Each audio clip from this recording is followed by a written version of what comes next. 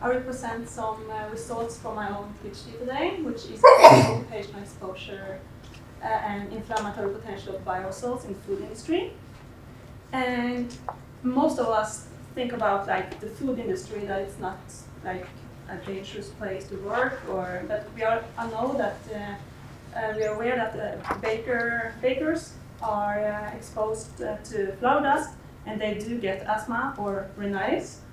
And also in the food industry are covering much more than just bakers.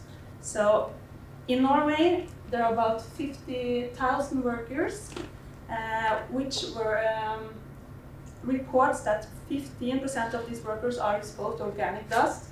So that means that they are exposed to both bacteria, the toxins of bacteria such as endotoxins, but also fungi and allergens. And we know that in Norway, these workers are experiencing work-related respiratory issues, such as sneezing and shortness of breath. And in long term, this can prolong to asthma. And we also know that these workers in Norway has higher prevalence of medically certified sickness leave. And what's quite fascinating about the food industry is that the source of harmful substances is quite diverse in relation to which kind of food productions are taking place. So I will show some results both from the exposure measurements and also experiments where we use a cell model to see if the dust that we did collect cause some sort of inflammatory potentials or triggering the cells. So the way we did it was we covered 208 workers across 12 plants, and we focused on workers which are handling the dried powders, and not so much those that are like packing products.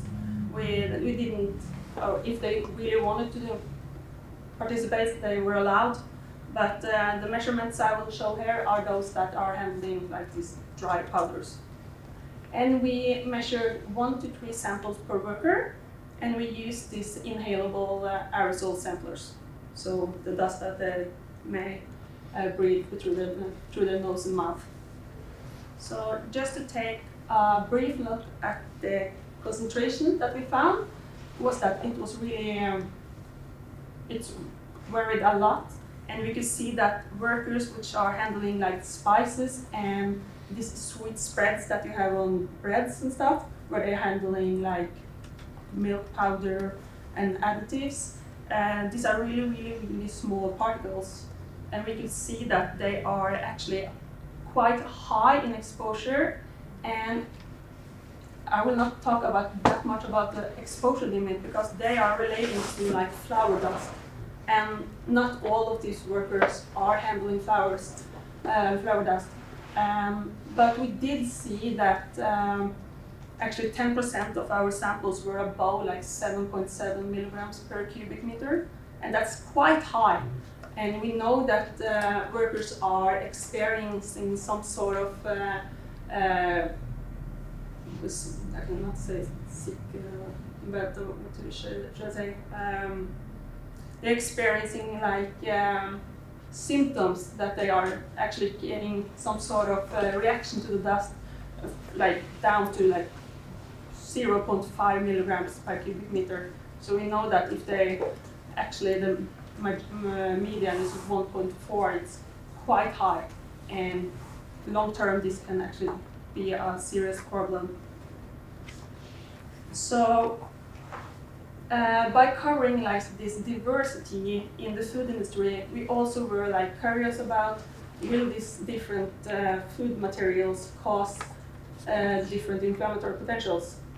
And of course, spices versus which is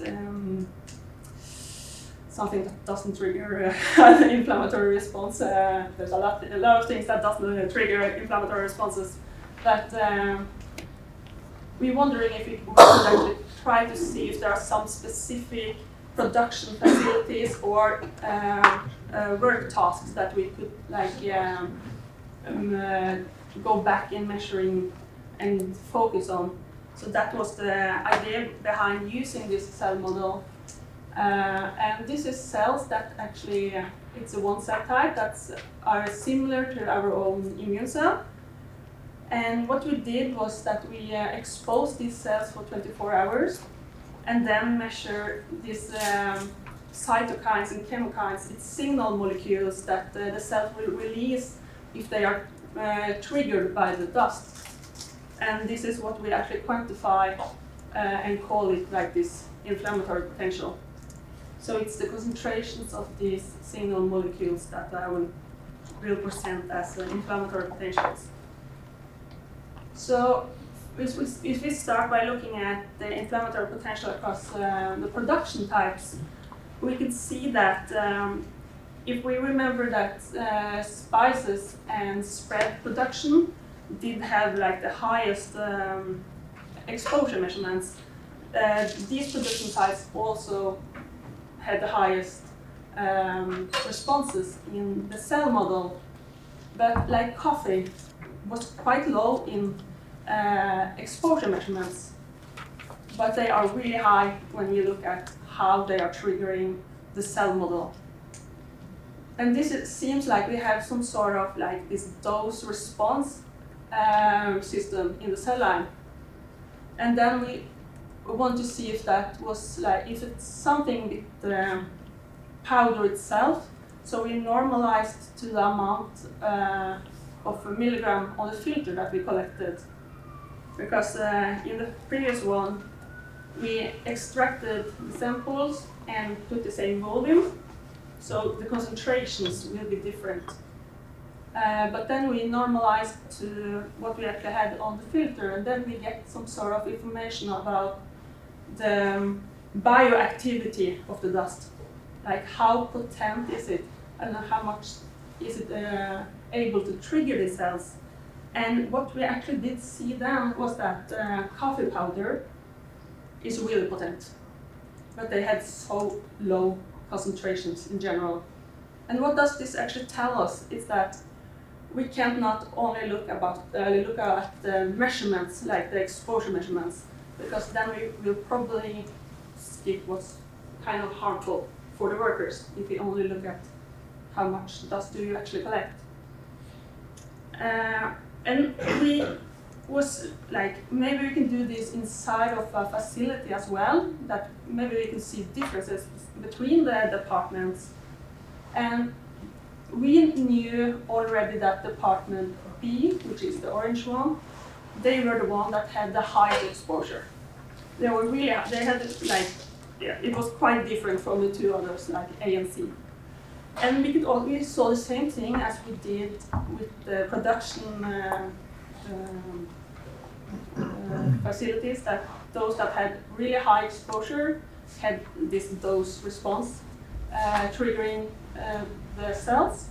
But when we did also normalize for the milligrams on the filter and looked at the mass unit, direction per mass unit, we could see that department A and C are actually the ones that we should focus on. You should not forget B, of course, because they have a higher exposure, so there should be some intervention there too. But the dust that the workers are handling in A and C, there are possibilities that this will actually make the workers more sick. And I need to specify that this is a cell model, so it's not like you cannot not take this and say that the workers are in danger, but it seems like dust that is being handled in this sort of departments are more potent and should be something that we do proceed with and go in details about what is it about this aerosol that are triggering the cells.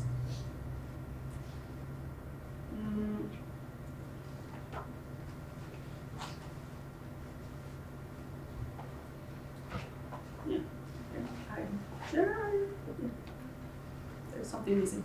That's probably on me. Anyway, so what we I could maybe just talk a little bit around it. What we really want to do with the PhD was to bring new knowledge about the food industry, because we know that in the literature there are lacking some, not some, but there's a big gap about exposure beyond bakeries. And it starts coming more studies now that's focusing on different facilities in the food industry. And this PhD really wanted to try to cover this gap by give some new information about the workers that are handling these dry powders. And what we could conclude with is that operators in the food industry, they are often exposed to high concentrations of the bioaerosol. And I haven't showed it here, but we have also made some measurements about the endotoxins. And surprisingly, there are endotoxins in the food industry and quite far into the food industry, which is of course of concern. And the study showed that exposure varies between what kind of environment that or the food that are being produced in the environment, and there are also the exposures, the bioactivity is also quite different in relation to what kind of powder is being produced. Like coffee is like the take-home message here that they are quite low in exposure, but it's so potent that we should be aware of it.